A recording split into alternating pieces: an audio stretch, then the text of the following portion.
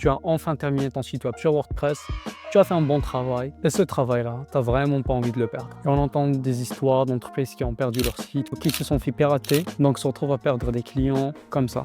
Et c'est à ce moment-là qu'on se rend compte que la sécurité c'est important, mais t'inquiète pas, il y a quelques astuces que tu peux implémenter et certains gratuitement qui vont te permettre de minimiser les dégâts et le risque que ça t'arrive. Premier point, sauvegarde régulièrement ton site. En général, les hébergements ils proposent ça gratuitement, mais sinon, tu peux aussi rajouter une extension comme Updraft ou d'autres qui te permettent de faire des sauvegardes chaque mois ou chaque semaine. Tu peux même le connecter avec un disque externe, soit le tien, soit Google Drive, et ça te permettra d'avoir une version un jour de ton site que tu peux récupérer à n'importe quel moment. 2. Utiliser des mots de passe très forts. Admin 1, 2, 3, etc.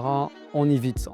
Que ça soit pour ton admin WordPress, pour ton hébergement ou n'importe quel compte. Et je te conseillerais même de le changer régulièrement, car des fois dans le dark web, on trouve des bases de données de sites piratés. Si tu le changes, l'ancien mot de passe ne sera plus utilisable pour les pirates. 3. Installe un plugin de sécurité, comme Solid Security, WordFence, etc.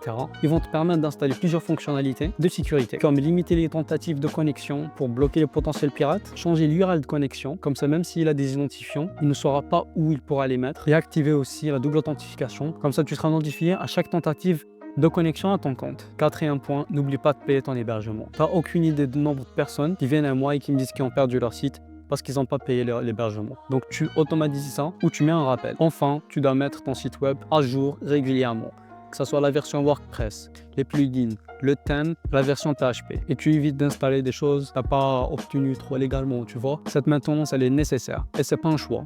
Ok, comme ça, je suis 100% protégé. Eh ben non, malheureusement, même les plus grandes entreprises de sécurité se font parfois pirater. Car à chaque solution trouvée, des hackers trouvent d'autres brèches et failles et profitent de ça. Mais au moins comme ça, tu vas éviter des erreurs bêtes et les erreurs humaines et tu es aussi capable de récupérer ton site rapidement en cas de souci. Un dernier point aussi, c'est de t'abonner pour ne pas rater d'autres astuces et conseils.